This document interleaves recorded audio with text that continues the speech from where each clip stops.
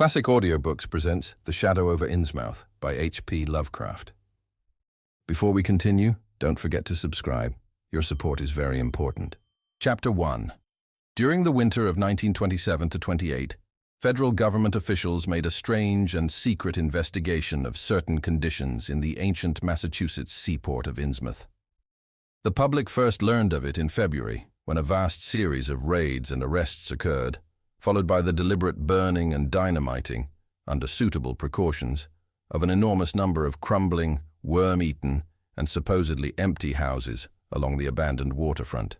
Uninquiring souls let this occurrence pass as one of the major clashes in a spasmodic war on liquor. Keener news followers, however, wondered at the prodigious number of arrests, the abnormally large force of men used in making them, and the secrecy surrounding the disposal of the prisoners. No trials, or even definite charges were reported, nor were any of the captives seen thereafter in the regular jails of the nation. There were vague statements about disease and concentration camps, and later about dispersal in various naval and military prisons, but nothing positive ever developed. Complaints from many liberal organizations were met with long confidential discussions, and representatives were taken on trips to certain camps and prisons. As a result, these societies became surprisingly passive and reticent. Newspaper men were harder to manage, but seemed largely to cooperate with the government in the end. Only one paper, a tabloid always discounted because of its wild policy, mentioned the deep-diving submarine that discharged torpedoes downward in the marine abyss just beyond Devil Reef. That item, gathered by chance in a haunt of sailors, seemed indeed rather far-fetched, since the low black reef lies a full mile and a half out from Innsmouth harbour. But at last I am going to defy the ban on speech about this thing. Results, I am certain, are so thorough that no public harm save a shock of repulsion could ever accrue from a hinting of what was found by those horrified raiders at Innsmouth. For my contact with this affair has been closer than that of any other layman, and I have carried away impressions which are yet to drive me to drastic measures. It was I who fled frantically out of Innsmouth in the early morning hours of July 16, 1927, and whose frightened appeals for government inquiry and action brought on the whole reported episode. I was willing enough to stay mute while the affair was fresh and uncertain. But now that it is an old story, with public interest and curiosity gone, I have an odd craving to whisper about those few frightful hours in that ill-rumored and evilly shadowed seaport of death and blasphemous abnormality. I never heard of Innsmouth till the day before I saw it for the first and, so far, last time. I was celebrating my coming of age by a tour of New England, sightseeing, antiquarian, and genealogical, and had planned to go directly from ancient Newburyport to Arkham, whence my mother's family was derived. I had no car, but was traveling by train, trolley, and motor coach, always seeking the cheapest possible route.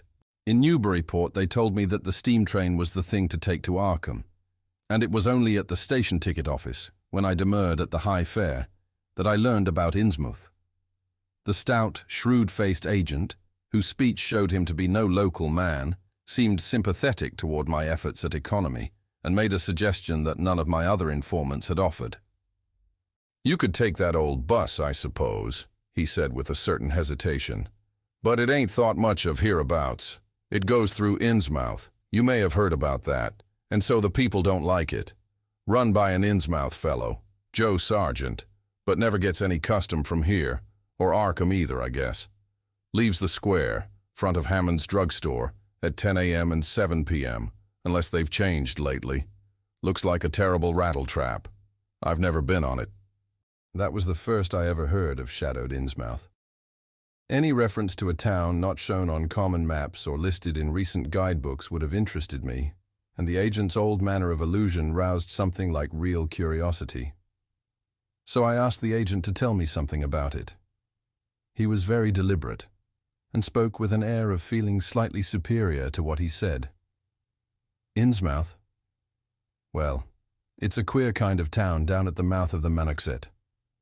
Used to be almost a city, quite a port before the War of 1812, but all gone to pieces in the last 100 years or so. No railroad now, B&M never went through, and the branch line from Rowley was given up years ago. More empty houses than there are people, I guess, and no business to speak of except fishing and lobstering.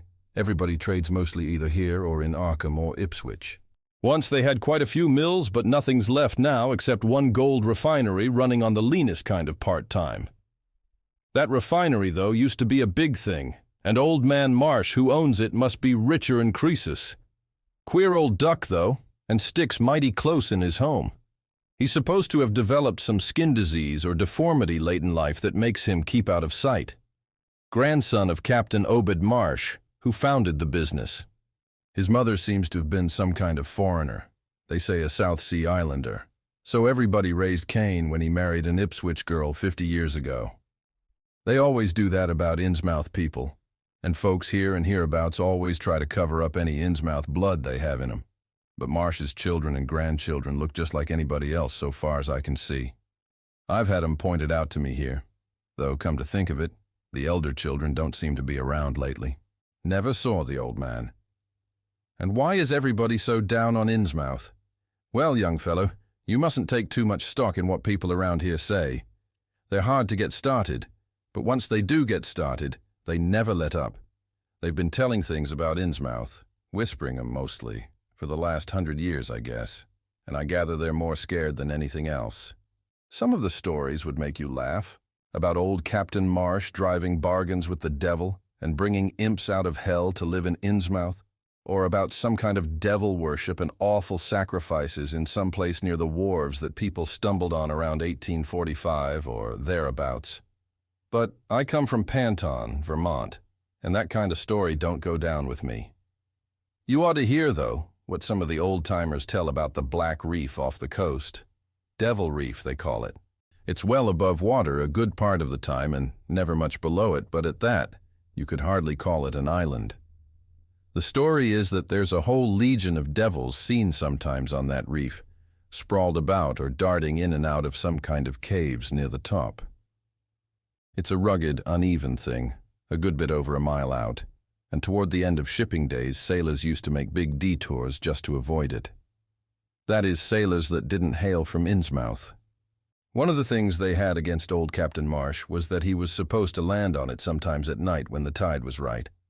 Maybe he did, for I dare say the rock formation was interesting, and it's just barely possible he was looking for pirate loot and maybe finding it. But there was talk of his dealing with demons there.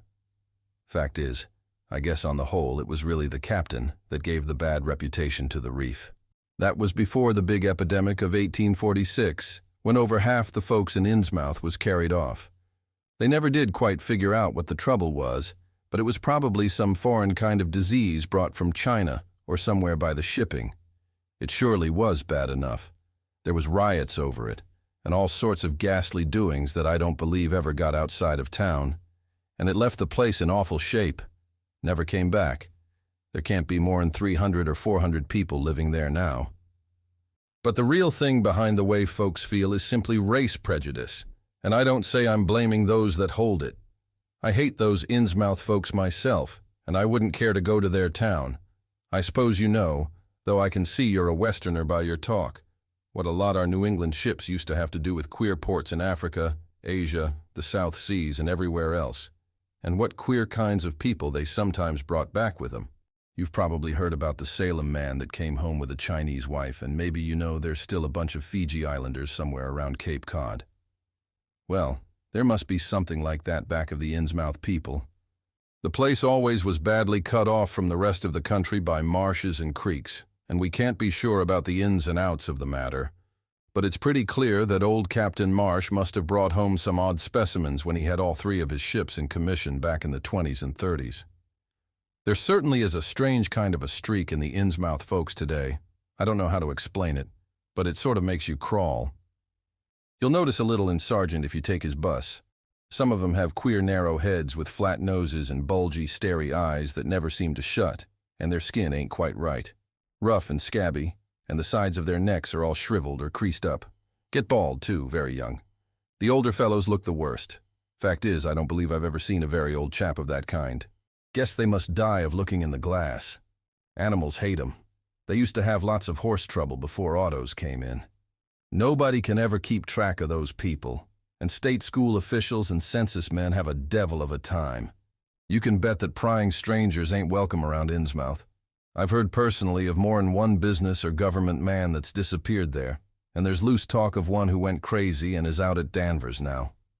They must have fixed up some awful scare for that fellow. That's why I wouldn't go at night if I was you. I've never been there and have no wish to go, but I guess a daytime trip couldn't hurt you, even though the people hereabouts will advise you not to make it. If you're just sightseeing and looking for old-time stuff, Innsmouth ought to be quite a place for you. And so I spent part of that evening at the Newburyport Public Library looking up data about Innsmouth. The Essex County histories on the library shelves had very little to say, except that the town was founded in 1643, noted for shipbuilding before the Revolution, a seat of great marine prosperity in the early 19th century, and later a minor factory center using the Manoxet as power.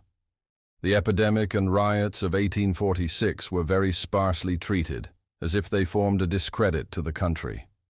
References to decline were few, though the significance of the later record was unmistakable. After the Civil War, all industrial life was confined to the Marsh Refining Company, and the marketing of gold ingots formed the only remaining bit of major commerce, aside from the eternal fishing.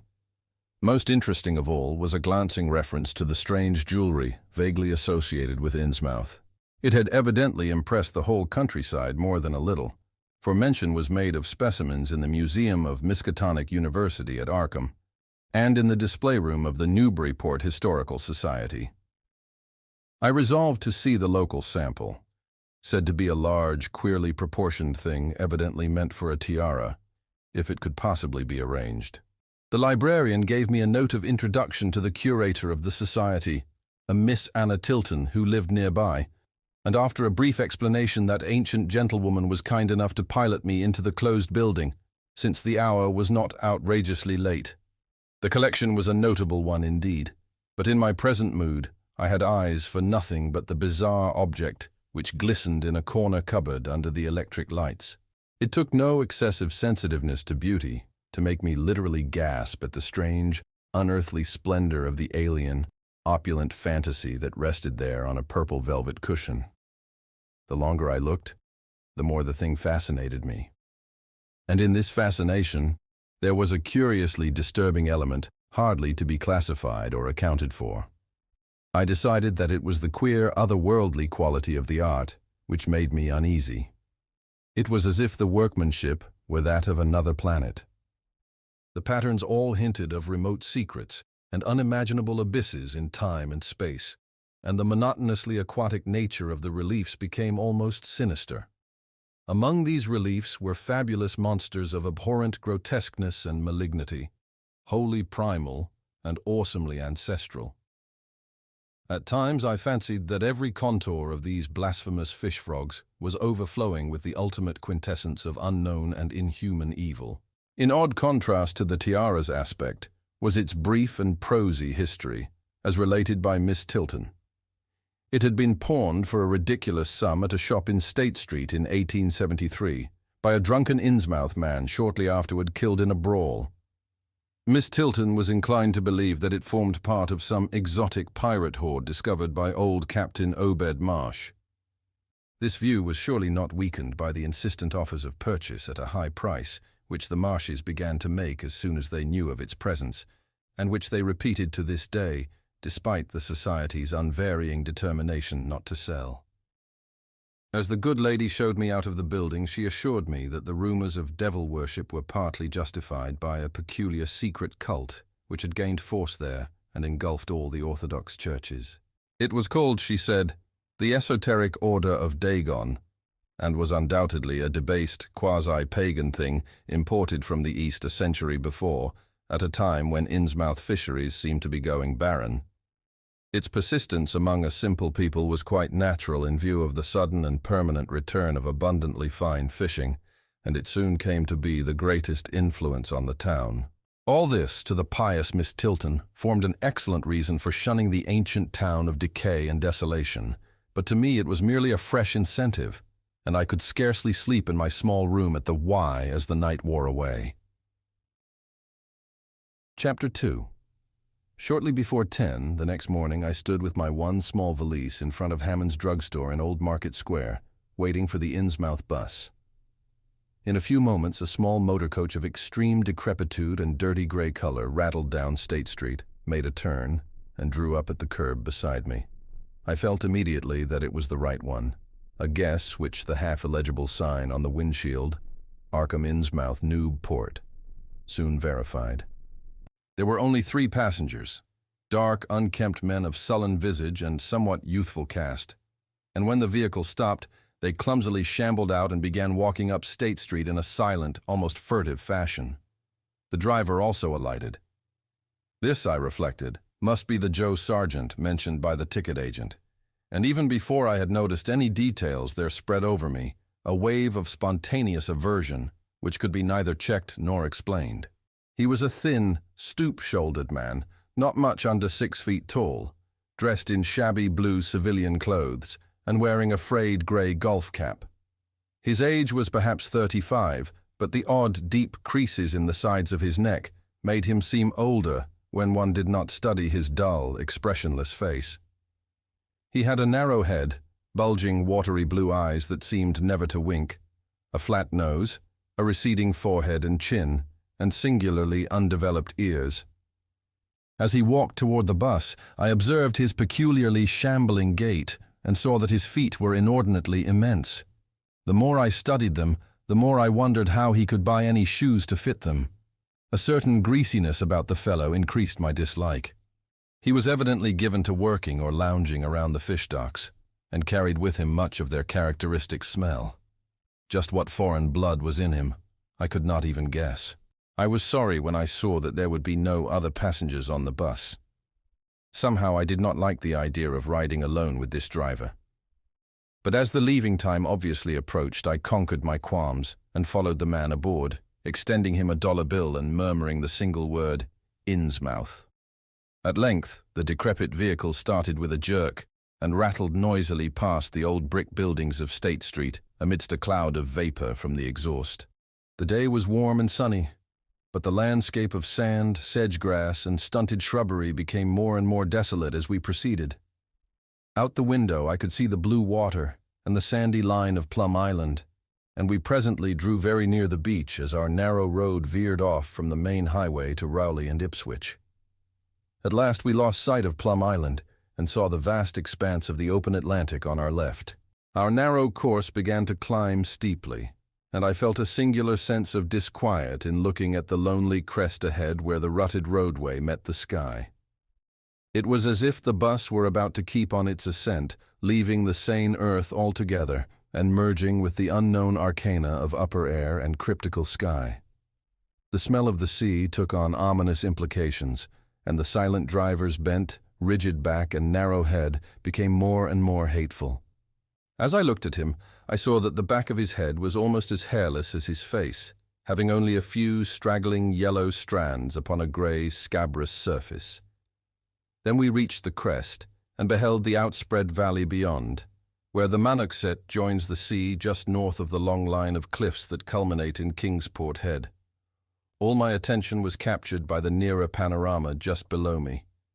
I realized, come face to face with rumor-shadowed Innsmouth. It was a town of wide extent and dense construction, yet one with a portentous dearth of visible life. The vast huddle of sagging gambrel roofs and peaked gables conveyed with offensive clearness the idea of wormy decay, and as we approached along the now descending road I could see that many roofs had wholly caved in. Stretching inland I saw the rusted, grass-grown line of the abandoned railway, with leaning telegraph poles now devoid of wires. Here and there the ruins of wharves jutted out from the shore to end in indeterminate rottenness, those farthest south seeming the most decayed. And far out at sea, despite a high tide, I glimpsed a long black line scarcely rising above the water, yet carrying a suggestion of odd, latent malignancy. This, I knew, must be Devil Reef. As I looked, a subtle, curious sense of beckoning seemed superadded to the grim repulsion.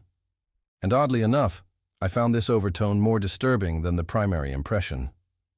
As the bus reached a lower level, I began to catch the steady note of a waterfall through the unnatural stillness. The leaning unpainted houses grew thicker, lined both sides of the road, and displayed more urban tendencies than did those we were leaving behind. The panorama ahead had contracted to a street scene, and in spots I could see where a cobblestone pavement and stretches of brick sidewalk had formerly existed. All the houses were apparently deserted, and there were occasional gaps where tumble-down chimneys and cellar walls told of buildings that had collapsed. Pervading everything was the most nauseous, fishy odor imaginable, and I was not to reach my destination without one other very strong impression of poignantly disagreeable quality. The bus had come to a sort of open concourse or radial point with churches on two sides and the bedraggled remains of a circular green in the center, and I was looking at a large pillared hall on the right-hand junction ahead. The structure's once white paint was now grey and peeling, and the black and gold sign on the pediment was so faded that I could only with difficulty make out the words, Esoteric Order of Dagon. The door of the church basement was open, revealing a rectangle of blackness inside, and as I looked, a certain object crossed or seemed to cross that dark rectangle, burning into my brain a momentary conception of nightmare which was all the more maddening because analysis could not show a single nightmarish quality in it. It was a living object, the first except the driver that I had seen since entering the compact part of the town, and had I been in a steadier mood, I would have found nothing whatever of terror in it. Clearly, as I realized a moment later, it was the pastor, clad in some peculiar vestments, doubtless introduced since the Order of Dagon had modified the ritual of the local churches. The thing which had probably caught my first subconscious glance and supplied the touch of bizarre horror was the tall tiara he wore, an almost exact duplicate of the one Miss Tilton had shown me the previous evening. This, acting on my imagination, had supplied namelessly sinister qualities to the indeterminate face and robed, shambling form beneath it. A very thin sprinkling of repellent-looking youngish people now became visible on the sidewalks, lone individuals and silent knots of 2 or 3. The lower floors of the crumbling houses sometimes harbored small shops with dingy signs, and I noticed a parked truck or two as we rattled along. The sound of waterfalls became more and more distinct, and presently I saw a fairly deep river gorge ahead, spanned by a wide iron-railed highway bridge, beyond which a large square opened out. Then we rolled into the large semicircular square across the river and drew up on the right-hand side in front of a tall, cupola-crowned building with remnants of yellow paint and with a half-effaced sign proclaiming it to be the Gilman House. I was glad to get out of that bus, and at once proceeded to check my valise in the shabby hotel lobby. There was only one person in sight, an elderly man without what I had come to call the Innsmouth look, and I decided not to ask him any of the questions which bothered me, remembering that odd things had been noticed in this hotel. Instead, I strolled out on the square, from which the bus had already gone, and studied the scene minutely and appraisingly. For some reason or other, I chose to make my first inquiries at the chain grocery, whose personnel was not likely to be native to Innsmouth. I found a solitary boy of about 17 in charge, and was pleased to note the brightness and affability which promised cheerful information. He seemed exceptionally eager to talk, and I soon gathered that he did not like the place, its fishy smell or its furtive people. His family did not like him to work in Innsmouth, but the chain had transferred him there, and he did not wish to give up his job. There was, he said, no public library or chamber of commerce in Innsmouth, but I could probably find my way about. The street I had come down was Federal.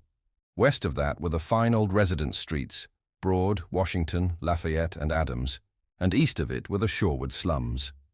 Certain spots were almost forbidden territory, as he had learned at considerable cost. One must not, for example, linger much around the Marsh refinery, or around any of the still-used churches, or around the pillared Order of Dagon Hall at New Church Green. Those churches were very odd, all violently disavowed by their respective denominations elsewhere, and apparently using the queerest kind of ceremonials and clerical vestments. As for the Innsmouth people, the youth hardly knew what to make of them. Their appearance, especially those staring, unwinking eyes which one never saw shut, was certainly shocking enough, and their voices were disgusting. It was awful to hear them chanting in their churches at night, and especially during their main festivals or revivals, which fell twice a year on April 30th and October 31st. They were very fond of the water, and swam a great deal in both river and harbour. Swimming races out to Devil Reef were very common, and everyone in sight seemed well able to share in this arduous sport. It would be of no use, my informant said, to ask the natives anything about the place. The only one who would talk was a very aged but normal-looking man who lived at the poorhouse on the north rim of the town and spent his time walking about or lounging around the fire station. This hoary character, Zadok Allen, was 96 years old and somewhat touched in the head, besides being the town drunkard. He was a strange, furtive creature who constantly looked over his shoulder as if afraid of something, and when sober could not be persuaded to talk at all with strangers. He was, however, unable to resist any offer of his favorite poison, and once drunk, would furnish the most astonishing fragments of whispered reminiscence. After all, though, little useful data could be gained from him, since his stories were all insane, incomplete hints of impossible marvels and horrors which could have no source save in his own distorted fancy. Nobody ever believed him, but the natives did not like him to drink and talk with any strangers, and it was not always safe to be seen questioning him. It was probably from him that some of the wildest popular whispers and delusions were derived. The Marshes, together with the other 3 gently bred families of the town, the Waits, the Gilmans, and the Elliots, were all very retiring.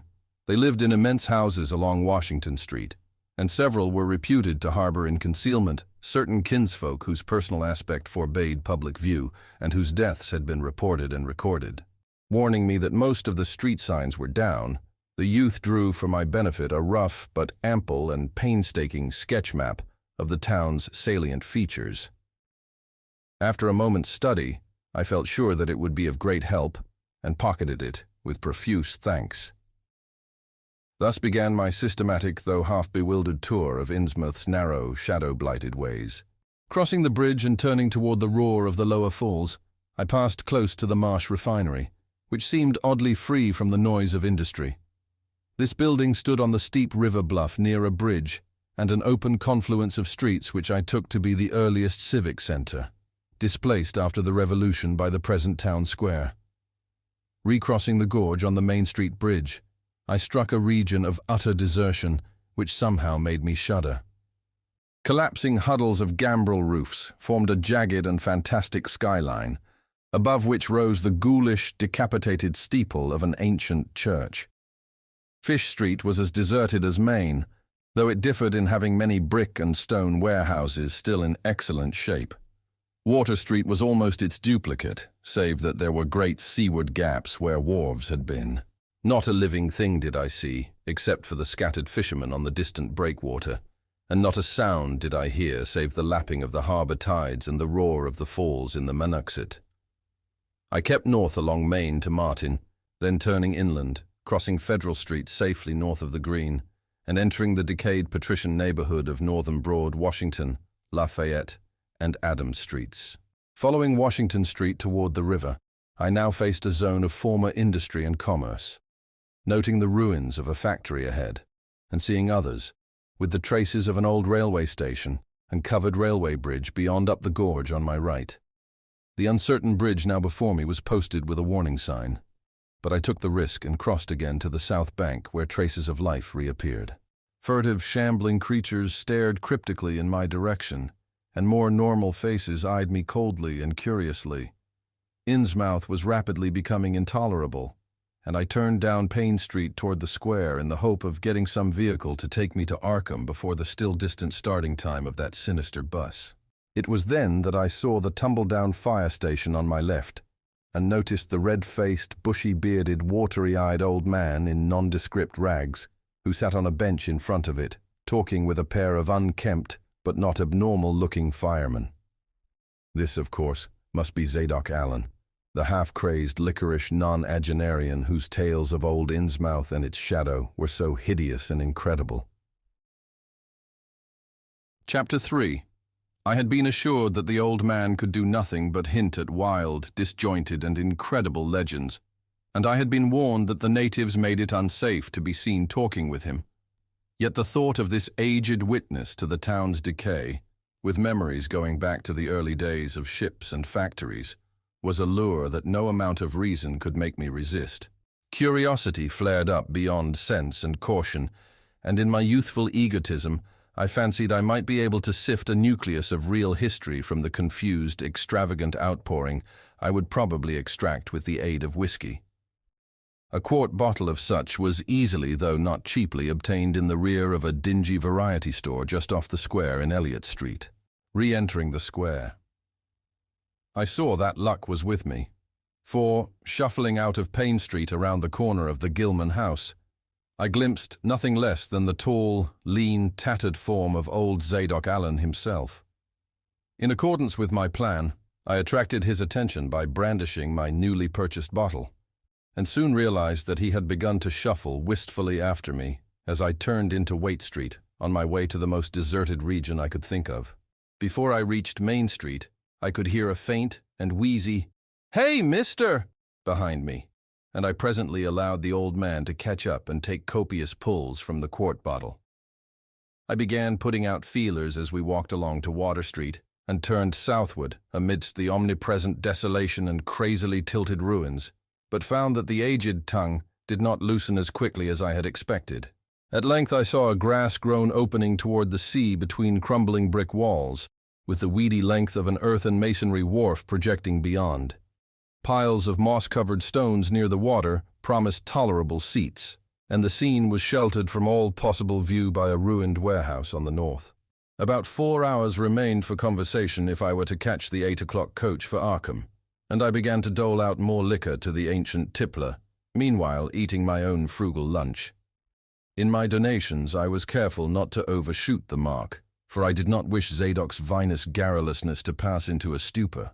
After an hour, his furtive taciturnity showed signs of disappearing, and something or other had caused his wandering gaze to light on the low, distant line of Devil Reef, then showing plainly and almost fascinatingly above the waves. He bent toward me, took hold of my coat lapel, and hissed out some hints that could not be mistaken. Thars war it all begun. That cursed place of all wickedness, where the deep water starts. Gate o' hell, sheer drop down to a bottom no sound in line kin tech. Old Captain Obed done it, him that found out more'n was good for him in the South Sea Islands. Never was nobody like Captain Obed, old limb o' Satan. Ha ha ha, I can mind him a-tellin' about furrin' parts and callin' all the folks stupid for going to Christian meetin' and bearin' their burdens meek and lowly. Says they'd orter get better gods like some of the folks in the Ingies, gods as'd bring 'em good fishin' in return for their sacrifices and 'd really answer folks' prayers. Matt Elliott, his fussmate, talked a lot too, only he was agin folks' doin' any heathen things. Told about an island east of Otaheite where they was a lot of stone ruins older'n anybody knew anything about. Kinda like them on Ponape, in the Carolines, but with carvin's of faces that looked like the big statues on Easter Island. They was a little volcanic island near Thar, too, where they was other ruins with different carvings, ruins all wore away like they'd been under the sea wonkt, and with pictures of awful monsters all over 'em.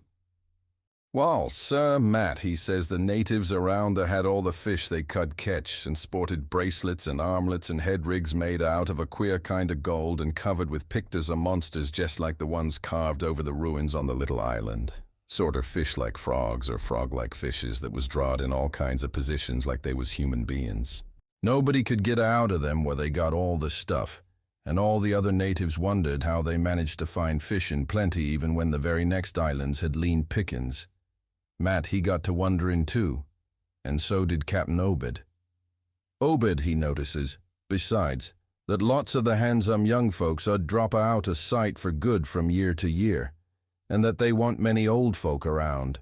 Also, he thinks some of the folks looks derned queer even for Kanakis. It took Obed to get the truth out of them heathens. I don't know how he done it, but he begun by trading for the gold-like things they wore. Asked 'em where they come from, and if they could get more, and finally wormed the story out of the old chief. Wallachia, they called him. Nobody but Obed 'ud ever believe the old yeller devil. But the Captain Cud read folks like they was books. Heh, heh. Nobody never believes me now when I tell 'em, and I don't suppose you will, young fella, though come to look at ye have kinda got them sharp redding eyes like Obed had. The old man's whisper grew fainter, and I found myself shuddering at the terrible and sincere portentousness of his intonation, even though I knew his tale could be nothing but drunken fantasy. "Wall, sir, Obed he learnt that they's things on this arth as most folks never heard about, and wouldn't believe if they did hear. It seems these Kanakis was sacrificing heaps of their young men and maidens to some kind of god things that lived under the sea, and getting all kinds of favors in return.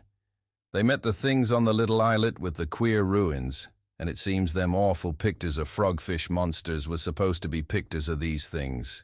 Maybe they was the kind of critters as got all the mermaid stories and such started. They had all kinds of cities on the sea bottom, and this island was heaved up from there. Seems they was some of the things alive in the stone buildings when the island come up sudden to the surface. That's how the Kanakis got wind they was down there. Made sign talk as soon as they got over being skeert, and pieced up a bargain afore long. Them things liked human sacrifices. Had 'em ages afore, but lost track of the upper world arter a time. What they done to the victims it ain't for me to say, and I guess Obed went none too sharp about asking. But it was all right with the heathens, because they'd been having a hard time and was desperate about everything. They give a sartain number of young folks to the sea things twict every year, May Eve and Halloween, reg'lar as could be. Also give some of the carved knickknacks they made. What the things agreed to give in return was a plenty of fish.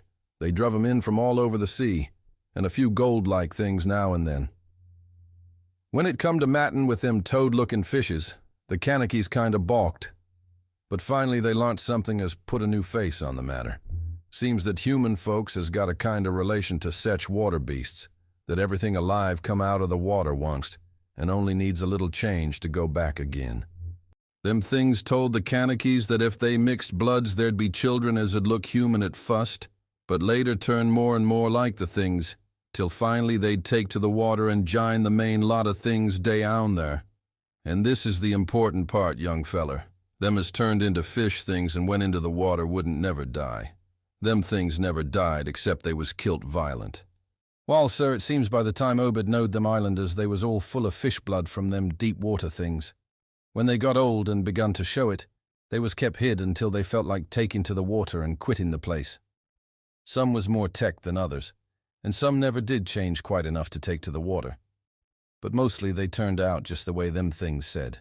Them as was born more like the things changed early, but them as was nearly human sometimes stayed on the island till they was past 70, though they'd usually go down under for trial trips afore that. Folks as had took to the water generally come back a good deal to visit, so's a man 'ud often be a-talking to his own 5 times great-grandfather, who'd left the dry land a couple of 100 years or so afore. Everybody got out of the idea of dying, except in canoe wars with the other islanders, or as sacrifices to the sea gods down below, or from snake bite or plague or sharp galloping ailments or something afore they could take to the water, but simply looked forward to a kind of change that wa'n't a bit horrible arter a while.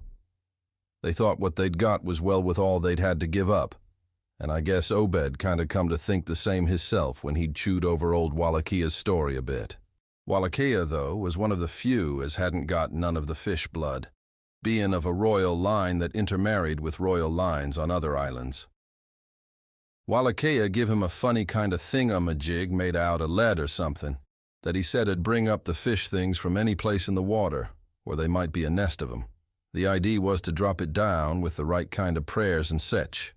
Wallachia allowed as was the things was scattered all over the world, so's anybody that looked about could find a nest and bring 'em up if they was wanted. Matt, he didn't like this business at all, and wanted Obed Shud keep away from the island. But the captain was sharp for gain, and found he could get them gold-like things so cheap it'd pay him to make a specialty of 'em. Things went on that way for years, and Obed got enough of that gold-like stuff to make him start the refinery in Waite's old run-down Fullen Mill. Wall, come about 38, when I was 7-year-old. Obed he found the island people all wiped out between voyages. Seems the other islanders had got wind of what was going on. and had took matters into their own hands. Suppose they must 'a' had. Arter all, them old magic signs, as the sea thing says, was the only things they was afeard of. No tellin' what any o' them canakies will chance to get a holt of when the sea bottom throws up some island with ruins older'n the deluge. Pious cusses these was. They didn't leave nothing standing on either the main island or the little volcanic islet except what parts of the ruins was too big to knock down. That naturally hit Obed pretty hard, seeing as his normal trade was doing very poor. It hit the whole of Innsmouth, too, because in seafaring days, what profited the master of a ship generally profited the crew proportionate. Most of the folks around the town took the hard times kind of sheep-like and resigned. But they was in bad shape because the fishin' was peterin' out and the mills wain't doin' none too well. Then's the time Obed he begun a-cursin' at the folks for bein' dull sheep and prayin' to a Christian heaven as didn't help 'em none. He told 'em he'd knowed of folks as prayed to gods that give something you really need, and says if a good bunch of men'd stand by him, he could maybe get a holt of sartin powers as'd bring plenty of fish and quite a bit of gold. Here the old man faltered, mumbled, and lapsed into a moody and apprehensive silence, glancing nervously over his shoulder, and then turning back to stare fascinatedly at the distant black reef. When I spoke to him, he did not answer, so I knew I would have to let him finish the bottle.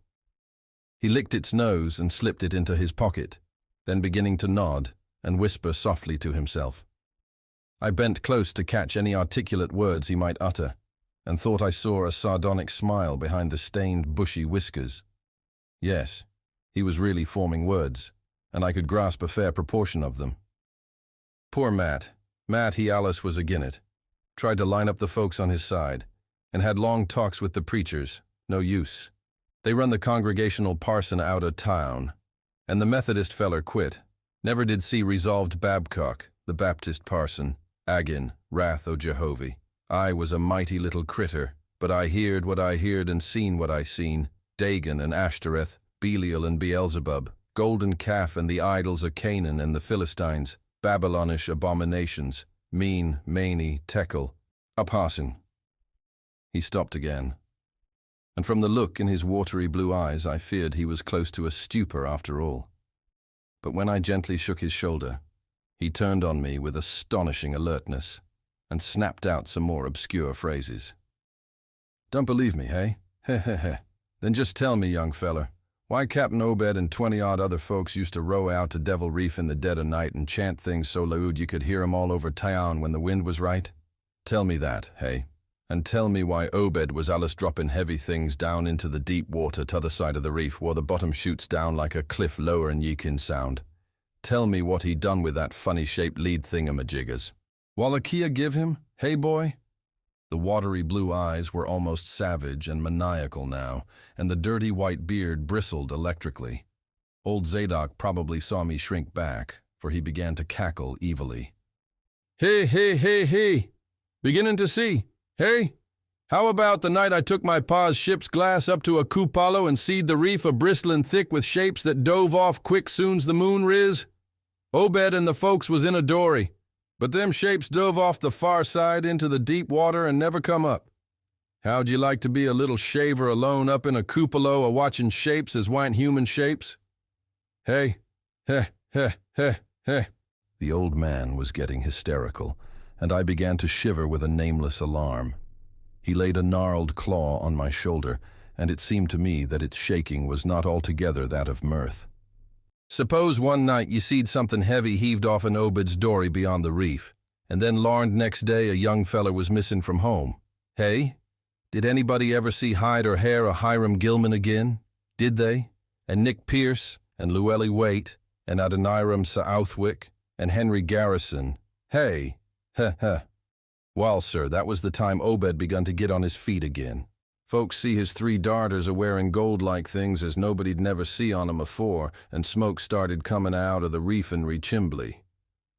Other folks was prosperin', too. Fish began to swarm into the harbor fit to kill, and heaven knows what size cargoes we begun to ship out to Newburyport, Arkham, and Boston. 'Twas then Obed got the old branch railroad put through. Remember, I ain't sayin' Obed was set on heaven things just like they was on that Kanaki Isle. I don't think he aimed at fust to do no mixin', nor raise no young'uns to take to the water and turn into fishes with eternal life. He wanted them gold things, and was willing to pay heavy, and I guess the others was satisfied for a while. Come in 46, the town done some lookin' and thinkin' for itself. Too many folks missin', too much wild preachin' at meetin' of a Sunday, too much talk about that reef. I guess I done a bit by tellin' Selectman Mowry what I see from the Cupalo. They was a party one night as followed Obed's crowd out to the reef, and I heard shots betwixt the dories. Next day Obed and 32 others was in jail, with everybody a-wonderin' jest what was afoot, and jest what charge agin 'em could be got to halt. God, if anybody'd looked ahead. A couple of weeks later, when nothing had been throwed into the sea for that long, Zadok was showing signs of fright and exhaustion, and I let him keep silence for a while, though glancing apprehensively at my watch.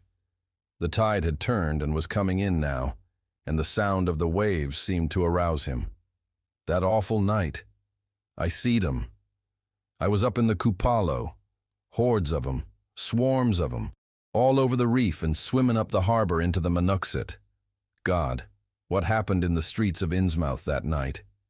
They rattled our door, but Pa wouldn't open. Then he clumb out the kitchen window with his musket to find Selectman Mowry and see what he could do. Mounds of the dead and the dyin', shots and screams, shoutin' in Old Square and Town Square and New Church Green, jail throwed open, proclamation, treason, called it the plague when folks come in and found half our people missin'. Nobody left but them as I'd jine in with Obed and them things or else keep quiet. Never heard of my pa no more. The old man was panting and perspiring profusely. His grip on my shoulder tightened. Everything cleaned up in the mornin', but they was traces. Obed he kinder takes charge and says things is going to be changed. Others'll worship with us at meetin' time, and sartin houses has got to entertain guests. They wanted to mix like they done with the Kanakis, and he for one didn't feel bound to stop 'em. Far gone was Obed, just like a crazy man on the subject. He says they brung us fish and treasure, and should have what they hankered arter. Nothing was to be different on the A outside, only we was to keep shy o' strangers if we knowed what was good for us. We all hed to take the oath o' Dagon, and later on they was second and third oaths that some of us took, them as 'ud help special, 'ud get special rewards, gold and sech. No use balkin', for they was millions of 'em down there. They'd rather not start rising and wiping out humankind, but if they was gave away and forced to, they could do a lot toward just that. Yield up enough sacrifices and savage knickknacks and harborage in the town when they wanted it, and they'd let well enough alone. All in the band of the faithful, order o' Dagon, and the children should never die, but go back to the mother Hydra and father Dagon, what we all come from wunkt. Cthulhu ftang, Funglui mulwanaf, Cthulhu rilya, Waganagal ftang. Old Zadok began to moan now, and tears were coursing down his channeled cheeks into the depths of his beard. God, what I seen sankt I was 15-year-old, mene tekel upharsin, the folks as was missin', and them as kilt theirselves. Them as told things in Arkham or Ipswich or sech places was all called crazy, like you're a-callin' me right now. But God, what I seen. They'd a-kilt me long ago for what I know. Only I'd took the fust and second oaths of Dagon off an Obed. So was protected unless in a jury of 'em proved I told things knowin' and deliberate. But I wouldn't take the third oath. I'd a died ruther'n take that. It got worse around Civil War time, when children born sankt 46 begun to grow up. Some of 'em, that is. I was afeard. Never did no pryin' arter that awful night, and never see one o' them close to in all my life. That is, never no full-blooded one. Barnabas Marsh that runs the refinery now is Obed's grandson by his first wife, son of Onesiphorus, his eldest son, but his mother was another of them, as wa'n't never seed outdoors. Right now, Barnabas is about changed. Can't shed his eyes no more and is all out of shape. They say he still wears clothes, but he'll take to the water soon. The sound of the incoming tide was now very insistent, and little by little it seemed to change the old man's mood from maudlin tearfulness to watchful fear. He would pause now and then to renew those nervous glances over his shoulder or out toward the reef, and despite the wild absurdity of his tale, I could not help beginning to share his vague apprehensiveness. Zadok now grew shriller, and seemed to be trying to whip up his courage with louder speech. "Hey you, why don't you say something? How'd you like to be living in a town like this with everything a-rottin' and a-dyin', and boarded-up monsters crawlin' and bleatin' and barkin' and hoppin' around black cellars and attics every way ye turn? Hey? Well, sir, let me tell you that ain't the wust." Zadok was really screaming now, and the mad frenzy of his voice disturbed me more than I care to own. "Curse ye, don't set there a-staring at me with them eyes. I tell Obed Marsh he's in hell, and has got to stay thar. Heh, in hell, I says. Can't get me. I hain't done nothing nor told nobody nothing." "Oh, you, young feller. Well, even if I hain't told nobody nothing yet, I'm a-going to now. You just set still and listen to me, boy. This is what I ain't never told nobody. I says I didn't get to do no pryin' arter that night, but I found things out just the same. You want to know what the real horror is, hey? Well, it's this. It ain't what them fish devils has done, but what they're a-going to do. They're a-bringin' things up out of where they come from into the town. Been doing it for years and slackening up lately. Them houses north of the river betwixt Water and Main Streets is full of 'em. Them devils and what they brung. And when they get ready... I say, when they get ready. Ever hear tell of a Shoggoth? Hey, do you hear me? I tell ye I know what them things be. I seen 'em one night when... ya. The hideous suddenness and inhuman frightfulness of the old man's shriek almost made me faint. His eyes, looking past me toward the malodorous sea, were positively starting from his head, while his face was a mask of fear worthy of Greek tragedy. His bony claw dug monstrously into my shoulder, and he made no motion as I turned my head to look at whatever he had glimpsed. There was nothing that I could see, only the incoming tide, with perhaps one set of ripples more local than the long-flung line of breakers. But now, Zadok was shaking me, and I turned back to watch the melting of that fear-frozen face into a chaos of twitching eyelids and mumbling gums. Presently, his voice came back, albeit as a trembling whisper. "Get out of here! Get out of here! They seen us! Get out for your life! Don't wait for nothing! They know now! Run for it! Quick! Out of this town!" Another heavy wave dashed against the loosening masonry of the bygone wharf and changed the mad ancient's whisper to another inhuman and blood-curdling scream. "Hey, ya! Ya!" Before I could recover my scattered wits, he had relaxed his clutch on my shoulder and dashed wildly inland toward the street, reeling northward around the ruined warehouse wall. I glanced back at the sea, but there was nothing there. And when I reached Water Street and looked along it toward the north, there was no remaining trace of Zadok Allen. Chapter 4. I can hardly describe the mood in which I was left by this harrowing episode. An episode at once mad and pitiful, grotesque and terrifying. The grocery boy had prepared me for it, yet the reality left me nonetheless bewildered and disturbed. Puerile though the story was, old Zadok's insane earnestness and horror had communicated to me a mounting unrest, which joined with my earlier sense of loathing for the town and its blight of intangible shadow. The hour had grown perilously late.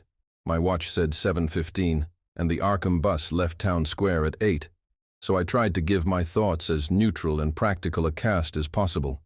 Meanwhile, walking rapidly through the deserted streets of gaping roofs and leaning houses toward the hotel where I'd checked my valise and would find my bus. Studying the grocery youth's map and seeking a route I had not traversed before, I chose Marsh Street instead of State for my approach to town square. Near the corner of Fall Street, I began to see scattered groups of furtive whisperers, and when I finally reached the square, I saw that almost all the loiterers were congregated around the door of the Gilman house. It seemed as if many bulging, watery, unwinking eyes looked oddly at me as I claimed my valise in the lobby, and I hoped that none of these unpleasant creatures would be my fellow passengers on the coach. The bus, rather early, rattled in with 3 passengers somewhat before 8, and an evil-looking fellow on the sidewalk muttered a few indistinguishable words to the driver. I was, it appeared, in very bad luck. There had been something wrong with the engine, despite the excellent time made from Newburyport, and the bus could not complete the journey to Arkham. No, it could not possibly be repaired that night, nor was there any other way of getting transportation out of Innsmouth, either to Arkham or elsewhere. Sergeant was sorry, but I would have to stop over at the Gilman. Probably the clerk would make the price easy for me, but there was nothing else to do. Almost dazed by this sudden obstacle, and violently dreading the fall of night in this decaying and half-unlighted town, I left the bus and re-entered the hotel lobby, where the sullen, queer-looking night clerk told me I could have room 428 on next the top floor, large but without running water, for $1. Despite what I had heard of this hotel in Newburyport, I signed the register, paid my $1, let the clerk take my valise, and followed that sour, solitary attendant up 3 creaking flights of stairs past dusty corridors which seemed wholly devoid of life. My room, a dismal rear one with 2 windows and bare, cheap furnishings, overlooked a dingy courtyard otherwise hemmed in by low, deserted brick blocks, and commanded a view of decrepit, westward-stretching roofs with a marshy countryside beyond. At the end of the corridor was a bathroom, a discouraging reliquary with ancient marble bowl, tin tub, faint electric light, and musty wooden paneling around all the plumbing fixtures. As twilight deepened, I turned on the one feeble electric bulb over the cheap, iron-framed bed and tried as best I could to read.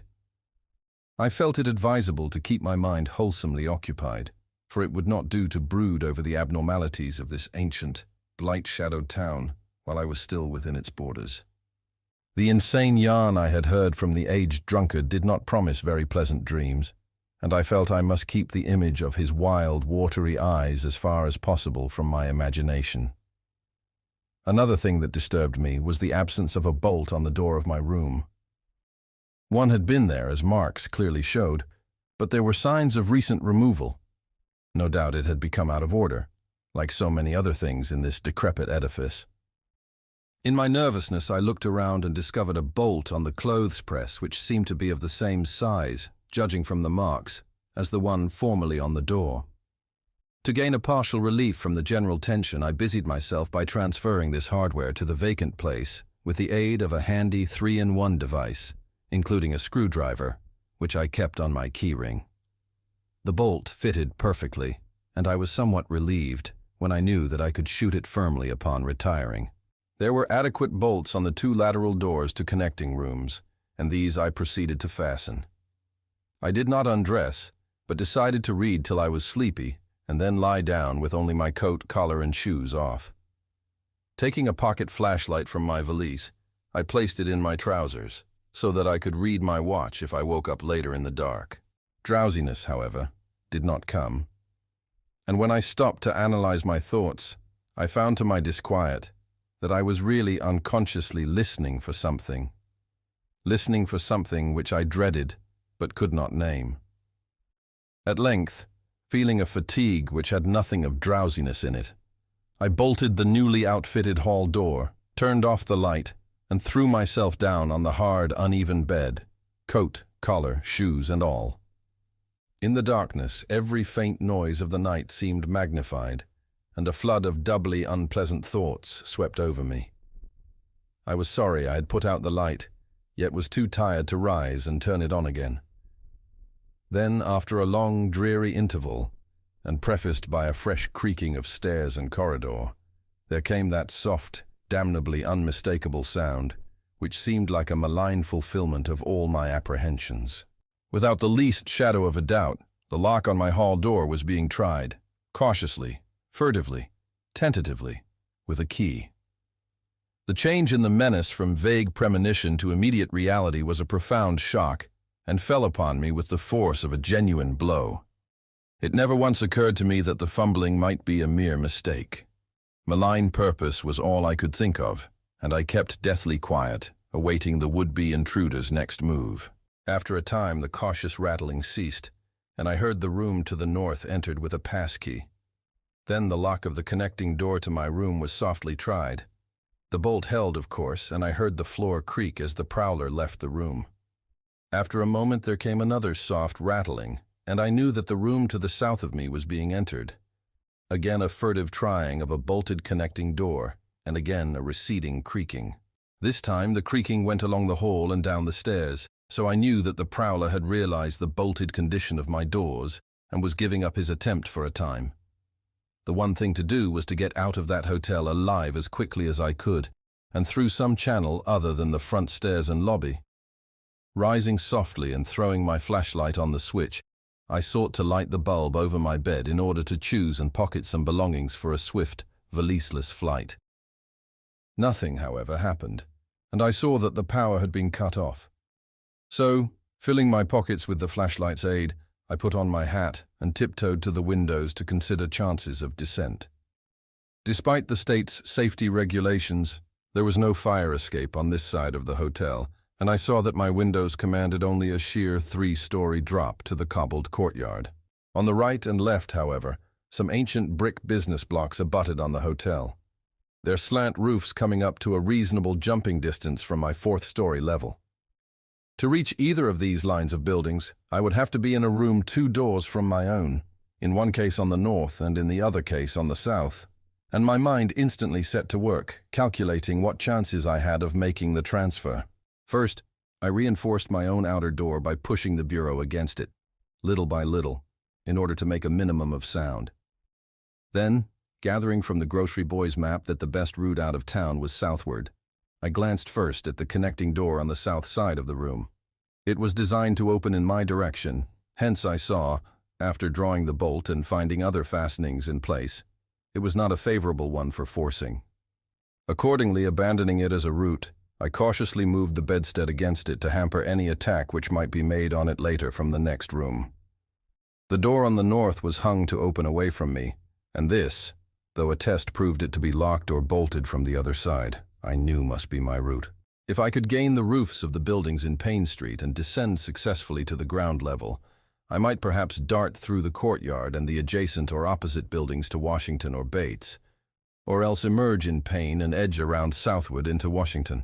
In any case, I would aim to strike Washington somehow and get quickly out of the town square region. My preference would be to avoid Payne, since the fire station there might be open all night. I was irresolutely speculating on when I had better attack the northward door and on how I could least audibly manage it, when I noticed that the vague noises underfoot had given place to a fresh and heavier creaking of the stairs. A wavering flicker of light showed through my transom, and the boards of the corridor began to groan with a ponderous load. Muffled sounds of possible vocal origin approached, and at length a firm knock came at my outer door. For a moment I simply held my breath and waited. Eternities seemed to elapse, and the nauseous, fishy odor of my environment seemed to mount suddenly and spectacularly. Then the knocking was repeated, continuously, and with growing insistence. I knew that the time for action had come, and forthwith drew the bolt of the northward connecting door, bracing myself for the task of battering it open. The knocking waxed louder, and I hoped that its volume would cover the sound of my efforts. At last beginning my attempt, I lunged again and again at the thin paneling with my left shoulder, heedless of shock or pain. Finally the connecting door gave, but with such a crash that I knew those outside must have heard. Instantly the outside knocking became a violent battering, while keys sounded ominously in the hall doors of the rooms on both sides of me. Rushing through the newly opened connection, I succeeded in bolting the northerly hall door before the lock could be turned. But even as I did so, I heard the hall door of the third room, the one from whose window I had hoped to reach the roof below, being tried with a passkey. For an instant I felt absolute despair, since my trapping in a chamber with no window, egress seemed complete. Then, with a dazed automatism, I made for the next connecting door and performed the blind motion of pushing at it in an effort to get through. Sheer fortunate chance gave me my reprieve, for the connecting door before me was not only unlocked, but actually ajar. In a second I was through, and had my right knee and shoulder against a hall door which was visibly opening inward. My pressure took the opener off guard, for the thing shut as I pushed, so that I could slip the well-conditioned bolt as I had done with the other door. As I gained this respite, I heard the battering at the two other doors abate, while a confused clatter came from the connecting door I had shielded with the bedstead. Evidently, the bulk of my assailants had entered the southerly room and were massing in a lateral attack. But at the same moment, a pass key sounded in the next door to the north, and I knew that a nearer peril was at hand. The northward connecting door was wide open, but there was no time to think about checking the already turning lock in the hall. All I could do was to shut and bolt the open connecting door, as well as its mate on the opposite side, pushing a bedstead against the one and a bureau against the other, and moving a washstand in front of the hall door. I must, I saw, trust to such makeshift barriers to shield me till I could get out the window and on the roof of the Payne Street block. But even in this acute moment, my chief horror was something apart from the immediate weakness of my defenses. I was shuddering because not one of my pursuers, despite some hideous pantings, gruntings, and subdued barkings at odd intervals, was uttering an intelligible vocal sound. As I moved the furniture and rushed toward the windows, I heard a frightful scurrying along the corridor toward the room north of me, and perceived that the southward battering had ceased. Plainly, most of my opponents were about to concentrate against the feeble connecting door which they knew must open directly on me. Outside, the moon played on the ridgepole of the block below, and I saw that the jump would be desperately hazardous because of the steep surface on which I must land. The clatter at the northerly connecting door was now terrific, and I saw that the weak paneling was beginning to splinter. Obviously, the besiegers had brought some ponderous object into play as a battering ram. The bedstead, however, still held firm, so that I had at least a faint chance of making good my escape. As I opened the window, I noticed that it was flanked by heavy velour draperies, suspended from a pole by brass rings, and also that there was a large projecting catch for the shutters on the exterior. Seeing a possible means of avoiding the dangerous jump, I yanked at the hangings and brought them down, pole and all, then quickly hooking two of the rings in the shutter catch and flinging the drapery outside. The heavy folds reached fully to the abutting roof, and I saw that the rings and catch would be likely to bear my weight. So, climbing out of the window and down the improvised rope ladder, I left behind me forever the morbid and horror-infested fabric of the Gilman house. I landed safely on the loose slates of the steep roof and succeeded in gaining the gaping black skylight without a slip. The place inside was ghoulish-looking, but I was past minding such impressions and made at once for the staircase revealed by my flashlight, after a hasty glance at my watch, which showed the hour to be 2 a.m. The steps creaked, but seemed tolerably sound, and I raced down past a barn-like second story to the ground floor. The desolation was complete, and only echoes answered my footfalls. The hallway inside was black, and when I reached the opposite end, I saw that the street door was wedged immovably shut. Resolved to try another building, I groped my way toward the courtyard, but stopped short when close to the doorway.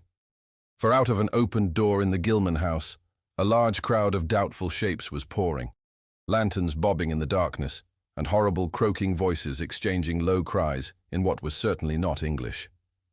Their features were indistinguishable, but their crouching, shambling gait was abominably repellent.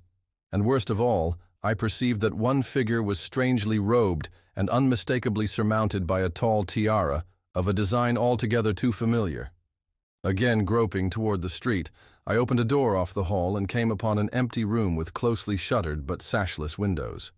Fumbling in the rays of my flashlight, I found I could open the shutters, and in another moment had climbed outside and was carefully closing the aperture in its original manner. I walked rapidly, softly, and close to the ruined houses. At Bates Street, I drew into a yawning vestibule while two shambling figures crossed in front of me, but was soon on my way again and approaching the open space where Elliott Street obliquely crosses Washington at the intersection of South. Though I had never seen this space, it had looked dangerous to me on the grocery youth's map, since the moonlight would have free play there. There was no use trying to evade it, for any alternative course would involve detours of possibly disastrous visibility and delaying effect. The only thing to do was to cross it boldly and openly, imitating the typical shamble of the Innsmouth folk as best I could. and trusting that no one, or at least no pursuer of mine, would be there. Just how fully the pursuit was organized, and indeed, just what its purpose might be, I could form no idea. There seemed to be unusual activity in the town, but I judged that the news of my escape from the Gilman had not yet spread. The open space was, as I had expected, strongly moonlit. But my progress was unimpeded, and no fresh sound arose to hint that I had been spied. Glancing about me, I involuntarily let my pace slacken for a second to take in the sight of the sea, gorgeous in the burning moonlight at the street's end. Far out beyond the breakwater was the dim, dark line of Devil Reef. Then, without warning, I saw the intermittent flashes of light on the distant reef. My muscles tightened for panic flight, held in only by a certain unconscious caution and half-hypnotic fascination. And to make matters worse, there now flashed forth from the lofty cupola of the Gilman house, which loomed up to the northeast behind me, a series of analogous, though differently spaced gleams, which could be nothing less than an answering signal. I now bent to the left around the ruinous green, still gazing toward the ocean as it blazed in the spectral summer moonlight, and watching the cryptical flashing of those nameless, unexplainable beacons. It was then that the most horrible impression of all was borne in upon me. The impression which destroyed my last vestige of self-control and sent me running frantically southward past the yawning black doorways and fishily staring windows of that deserted nightmare street. For at a closer glance I saw that the moonlit waters between the reef and the shore were far from empty. They were alive with a teeming horde of shapes swimming inward toward the town.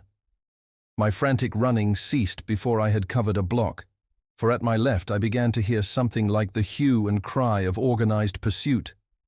There were footsteps and guttural sounds, and a rattling motor wheezed south along Federal Street. In a second, all my plans were utterly changed, for if the southward highway were blocked ahead of me, I must clearly find another egress from Innsmouth. I paused and drew into a gaping doorway, reflecting how lucky I was to have left the moonlit open space before these pursuers came down the parallel street. Then I thought of the abandoned railway to Rowley, whose solid line of ballasted, weed-grown earth still stretched off to the northwest from the crumbling station on the edge of the river gorge. There was just a chance that the townsfolk would not think of that.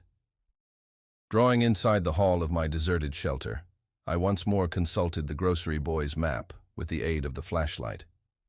The immediate problem was how to reach the ancient railway, and I now saw that the safest course was ahead to Babson Street, then west to Lafayette, there edging around but not crossing an open space homologous to the one I had traversed, and subsequently back northward and westward in zigzagging line through Lafayette, Bates, Adams, and Bank Streets, the latter skirting the river gorge, to the abandoned and dilapidated station I had seen from my window.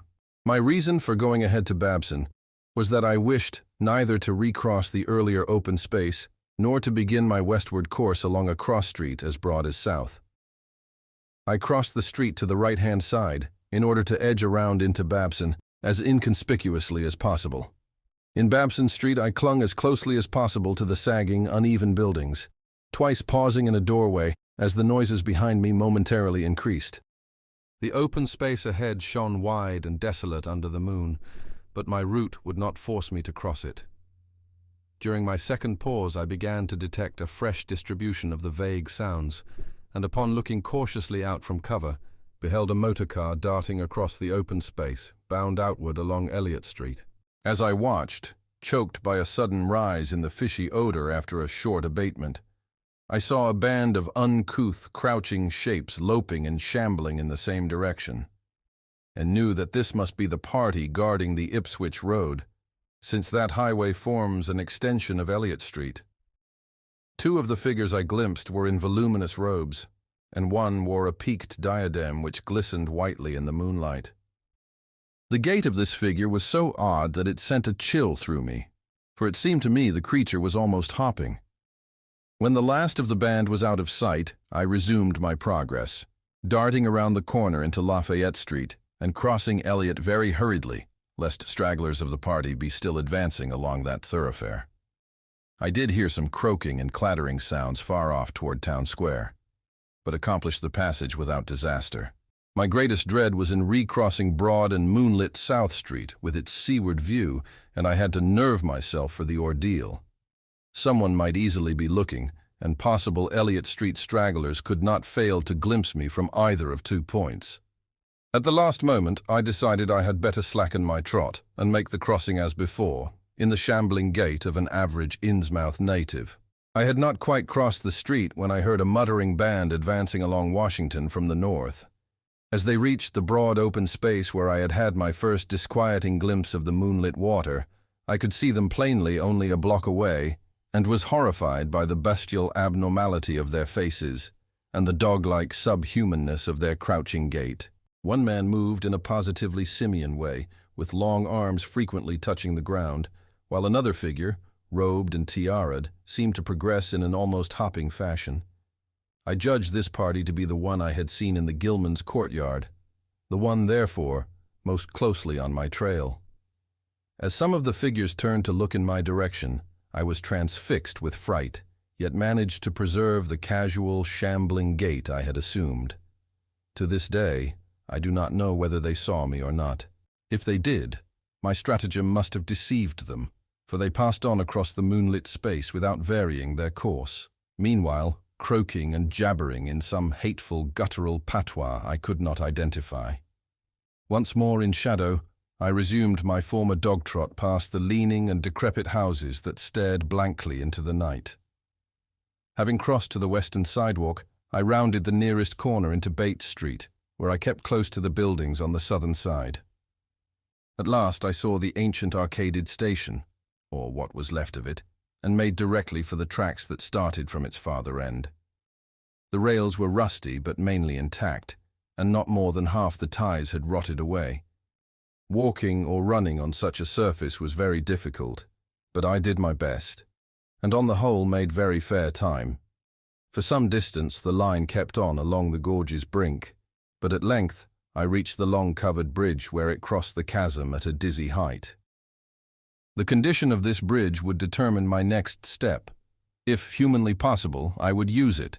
If not, I would have to risk more street wandering and take the nearest intact highway bridge. The vast, barn-like length of the old bridge gleamed spectrally in the moonlight, and I saw that the ties were safe for at least a few feet within. Entering, I began to use my flashlight, and was almost knocked down by the cloud of bats that flapped past me. About halfway across, there was a perilous gap in the ties which I feared for a moment would halt me. But in the end I risked a desperate jump, which fortunately succeeded. I was glad to see the moonlight again when I emerged from that macabre tunnel. The old tracks crossed River Street at a grade, and at once veered off into a region increasingly rural, and with less and less of Innsmouth's abhorrent fishy odor. Here the dense growth of weeds and briars hindered me and cruelly tore my clothes, but I was none the less glad that they were there to give me concealment in case of peril.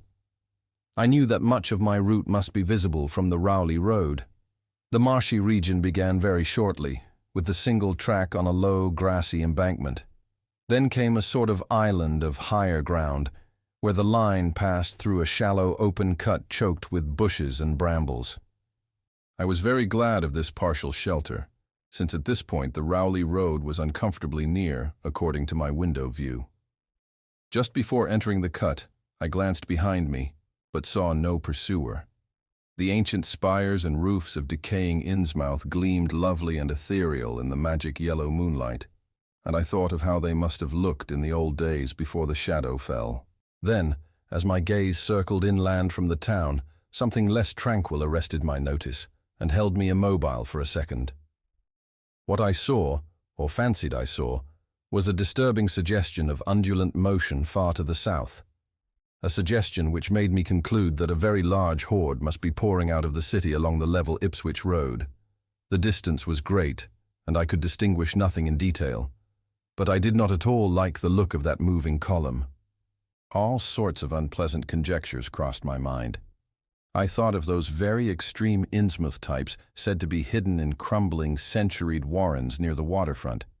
I thought, too, of those nameless swimmers I had seen, counting the parties so far glimpsed, as well as those presumably covering other roads, the number of my pursuers must be strangely large for a town as depopulated as Innsmouth. Who were they? Why were they here? And if such a column of them was scouring the Ipswich road, would the patrols on the other roads be likewise augmented?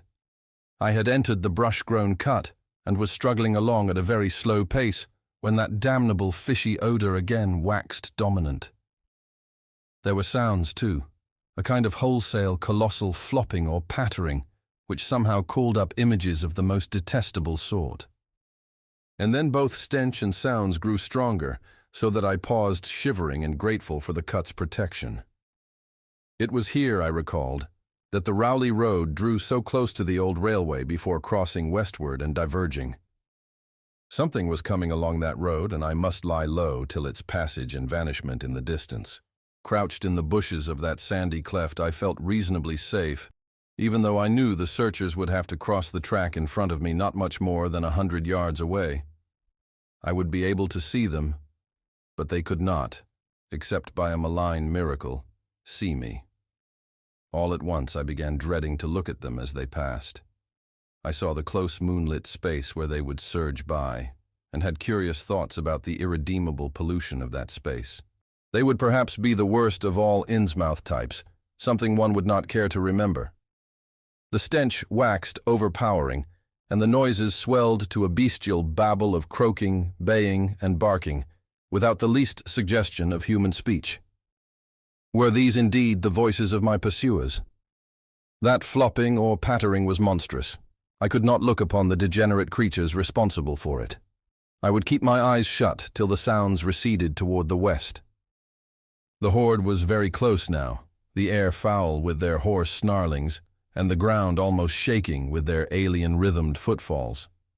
My breath nearly ceased to come, and I put every ounce of willpower into the task of holding my eyelids down. I am not even yet willing to say whether what followed was a hideous actuality or only a nightmare hallucination. The later action of the government, after my frantic appeals, would tend to confirm it as a monstrous truth. But could not an hallucination have been repeated under the quasi-hypnotic spell of that ancient, haunted, and shadowed town? But I must try to tell what I thought I saw that night, under the mocking yellow moon, saw surging and hopping down the Rowley Road in plain sight in front of me as I crouched among the wild brambles of that desolate railway cut. Of course, my resolution to keep my eyes shut had failed. It was foredoomed to failure. For who could crouch blindly while a legion of croaking, baying entities of unknown source flopped noisomely past, scarcely more than 100 yards away? For I knew that a long section of them must be plainly in sight where the sides of the cut flattened out and the road crossed the track, and I could no longer keep myself from sampling whatever horror that leering yellow moon might have to show. It was the end for whatever remains to me of life on the surface of this earth, of every vestige of mental peace and confidence in the integrity of nature and of the human mind. Can it be possible that this planet has actually spawned such things? That human eyes have truly seen as objective flesh what man has hitherto known only in febrile fantasy and tenuous legend? And yet I saw them in a limitless stream, flopping, hopping, croaking, bleating, surging inhumanly through the spectral moonlight in a grotesque, malignant saraband of fantastic nightmare. And some of them had tall tiaras of that nameless whitish-gold metal, and some were strangely robed.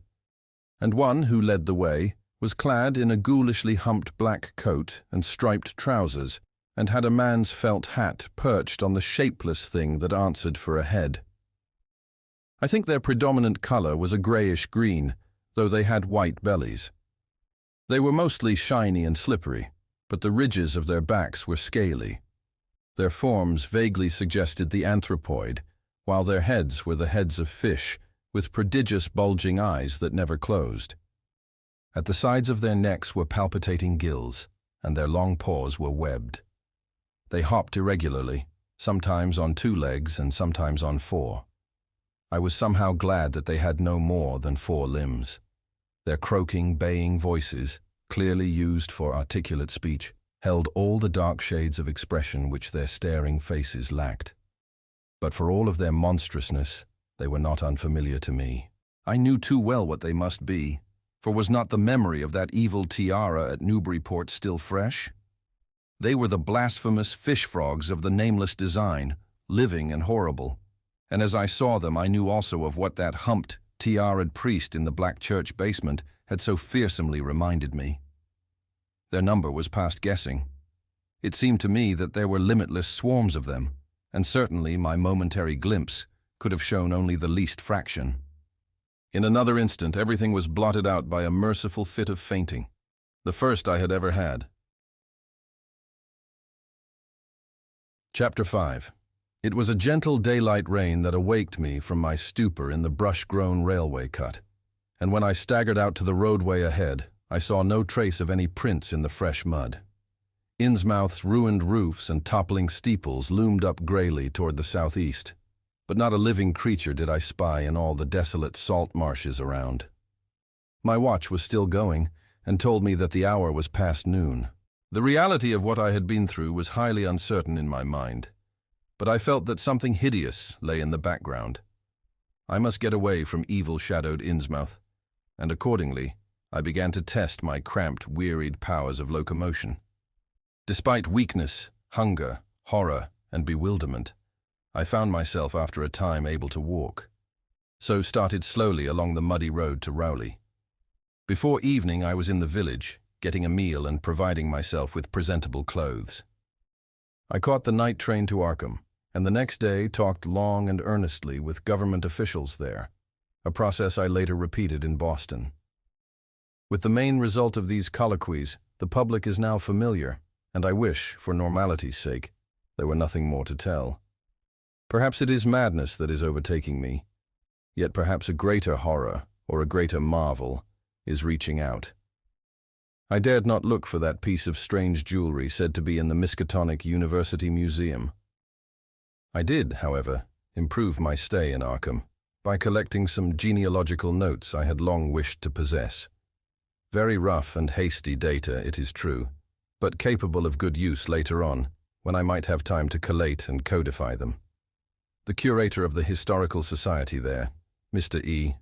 Lapham Peabody, was very courteous about assisting me, and expressed unusual interest when I told him I was a grandson of Eliza Orne of Arkham, who was born in 1867 and had married James Williamson of Ohio at the age of 17. It seemed that a maternal uncle of mine had been there many years before on a quest much like my own, and that my grandmother's family was a topic of some local curiosity. There had, Mr. Peabody said, been considerable discussion about the marriage of her father, Benjamin Orne, just after the Civil War, since the ancestry of the bride was peculiarly puzzling. That bride was understood to have been an orphaned Marsh of New Hampshire, a cousin of the Essex County Marshes, but her education had been in France, and she knew very little of her family. A guardian had deposited funds in a Boston bank to maintain her and her French governess, but that guardian's name was unfamiliar to Arkham people, and in time he dropped out of sight, so that the governess assumed his role by court appointment. The Frenchwoman, now long dead, was very taciturn, and there were those who said she could have told more than she did. But the most baffling thing was the inability of anyone to place the recorded parents of the young woman, Enoch and Lydia Mayserve Marsh, among the known families of New Hampshire. Possibly, many suggested, she was the natural daughter of some Marsh of prominence. She certainly had the true Marsh eyes. Most of the puzzling was done after her early death, which took place at the birth of my grandmother, her only child. Having formed some disagreeable impressions connected with the name of Marsh, I did not welcome the news that it belonged on my own ancestral tree, nor was I pleased by Mr. Peabody's suggestion that I had the true Marsh eyes myself. However, I was grateful for data which I knew would prove valuable, and took copious notes and lists of book references regarding the well-documented Orne family. I went directly home to Toledo from Boston, and later spent a month at Maumee recuperating from my ordeal. In September I entered Oberlin for my final year, and from then till the next June was busy with studies and other wholesome activities, reminded of the bygone terror only by occasional official visits from government men in connection with the campaign which my pleas and evidence had started. Around the middle of July, just a year after the Innsmouth experience, I spent a week with my late mother's family in Cleveland. checking some of my new genealogical data with the various notes, traditions, and bits of heirloom material in existence there, and seeing what kind of a connected chart I could construct. I did not exactly relish this task, for the atmosphere of the Williamson home had always depressed me. There was a strain of morbidity there, and my mother had never encouraged my visiting her parents as a child, although she always welcomed her father when he came to Toledo. My Arkham-born grandmother had seemed strange and almost terrifying to me, and I do not think I grieved when she disappeared. I was 8 years old then, and it was said that she had wandered off in grief after the suicide of my Uncle Douglas, her eldest son. He had shot himself after a trip to New England, the same trip, no doubt, which had caused him to be recalled at the Arkham Historical Society. This uncle had resembled her, and I had never liked him either. Something about the staring, unwinking expression of both of them had given me a vague, unaccountable uneasiness. My mother and Uncle Walter had not looked like that. They were like their father, though poor little cousin Lawrence, Walter's son, had been an almost perfect duplicate of his grandmother before his condition took him to the permanent seclusion of a sanitarium at Canton. I had not seen him in 4 years, but my uncle once implied that his state, both mental and physical, was very bad. This worry had probably been a major cause of his mother's death 2 years before. My grandfather and his widowed son Walter now comprised the Cleveland household, but the memory of older times hung thickly over it. I still disliked the place and tried to get my researches done as quickly as possible. Williamson records and traditions were supplied in abundance by my grandfather, though for Orne material I had to depend on my Uncle Walter, who put at my disposal the contents of all his files, including notes, letters, cuttings, heirlooms, photographs, and miniatures. It was in going over the letters and pictures on the Orne side that I began to acquire a kind of terror of my own ancestry. As I have said, my grandmother and Uncle Douglas had always disturbed me. Now, years after their passing, I gazed at their pictured faces with a measurably heightened feeling of repulsion and alienation.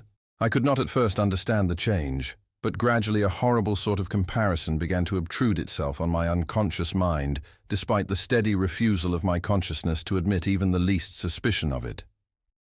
It was clear that the typical expression of these faces now suggested something it had not suggested before, something which would bring stark panic if too openly thought of. But the worst shock came when my uncle showed me the Orne jewelry in a downtown safe deposit vault. Some of the items were delicate and inspiring enough, but there was one box of strange old pieces descended from my mysterious great-grandmother, which my uncle was almost reluctant to produce. They were, he said, of very grotesque and almost repulsive design. As my uncle began slowly and grudgingly to unwrap the things, he urged me not to be shocked by the strangeness and frequent hideousness of the designs. There were 2 armlets, a tiara, and a kind of pectoral, the latter having in high relief certain figures of almost unbearable extravagance. He seemed to expect some demonstration when the first piece, the tiara, became visible, but I doubt if he expected quite what actually happened. I did not expect it either, for I thought I was thoroughly forewarned regarding what the jewelry would turn out to be. What I did was to faint silently away just as I had done in that briar-choked railway cut a year before.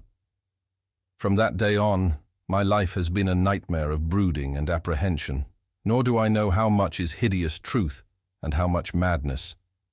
My great-grandmother had been a Marsh of unknown source whose husband lived in Arkham, and did not old Zadok say that the daughter of Obed Marsh by a monstrous mother was married to an Arkham man through a trick? What was it the ancient toper had muttered about the likeness of my eyes to Captain Obed's? In Arkham, too, the curator had told me I had the true Marsh eyes. Was Obed Marsh my own great-great-grandfather?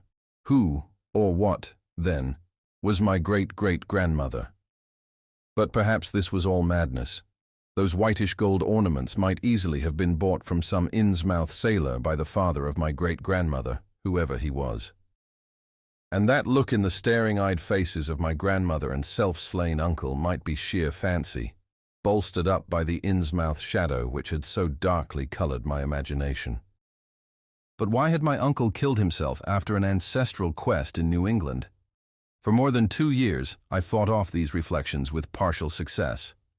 My father secured me a place in an insurance office, and I buried myself in routine as deeply as possible. In the winter of 1930-31, however, the dreams began. They were very sparse and insidious at first, but increased in frequency and vividness as the weeks went by. Great watery spaces opened out before me, and I seemed to wander through titanic sunken porticos and labyrinths of weedy cyclopean walls and grotesque fishes as my companions. Then the other shapes began to appear, filling me with nameless horror the moment I awoke.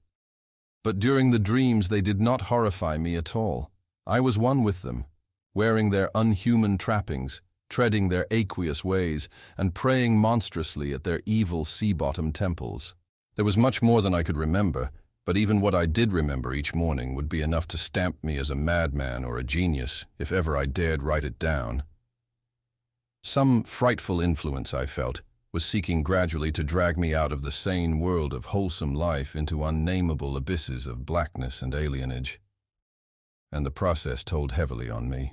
My health and appearance grew steadily worse, till finally I was forced to give up my position and adopt the static, secluded life of an invalid. Some odd, nervous affliction had me in its grip, and I found myself at times almost unable to shut my eyes. It was then that I began to study the mirror with mounting alarm. The slow ravages of disease are not pleasant to watch, but in my case there was something subtler and more puzzling in the background. My father seemed to notice it too, for he began looking at me curiously and almost affrightedly. What was taking place in me? Could it be that I was coming to resemble my grandmother and Uncle Douglas? One night I had a frightful dream in which I met my grandmother under the sea. She lived in a phosphorescent palace of many terraces, with gardens of strange leprous corals and grotesque brachiate efflorescences, and welcomed me with a warmth that may have been sardonic. She had changed, as those who take to the water change, and told me she had never died.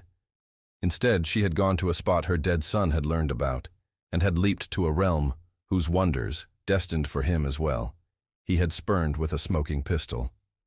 This was to be my realm too. I could not escape it. I would never die, but would live with those who had lived since before man ever walked the earth. I met also that which had been her grandmother. For 80,000 years, Pitithialiyi had lived in Yahantle, and thither she had gone back after Obed Marsh was dead. Yahantle was not destroyed when the upper earth men shot death into the sea. It was hurt, but not destroyed. The deep ones could never be destroyed, even though the Paleogean magic of the forgotten old ones might sometimes check them. For the present, they would rest, but someday, if they remembered, they would rise again for the tribute great Cthulhu craved. It would be a city greater than Innsmouth next time. They had planned to spread, and had brought up that which would help them, but now they must wait once more. For bringing the upper earthmen's death I must do a penance, but that would not be heavy. This was the dream in which I saw a Shoggoth for the first time, and the sight set me awake in a frenzy of screaming. That morning, the mirror definitely told me I had acquired the Innsmouth look. So far I have not shot myself as my Uncle Douglas did. I bought an automatic and almost took the step, but certain dreams deterred me. The tense extremes of horror are lessening, and I feel queerly drawn toward the unknown sea deeps instead of fearing them. I hear and do strange things in sleep and awake with a kind of exaltation instead of terror. I do not believe I need to wait for the full change as most have waited. If I did, my father would probably shut me up in a sanitarium as my poor little cousin is shut up. Stupendous and unheard-of splendors await me below, and I shall seek them soon. Iarelia, Cthulhuftang. Ia. No, I shall not shoot myself. I cannot be made to shoot myself. I shall plan my cousin's escape from that Canton madhouse, and together we shall go to marvel-shadowed Innsmouth. We shall swim out to that brooding reef in the sea and dive down through black abysses to cyclopean and many-columned Yahantle, and in that lair of the deep ones we shall dwell amidst wonder and glory forever.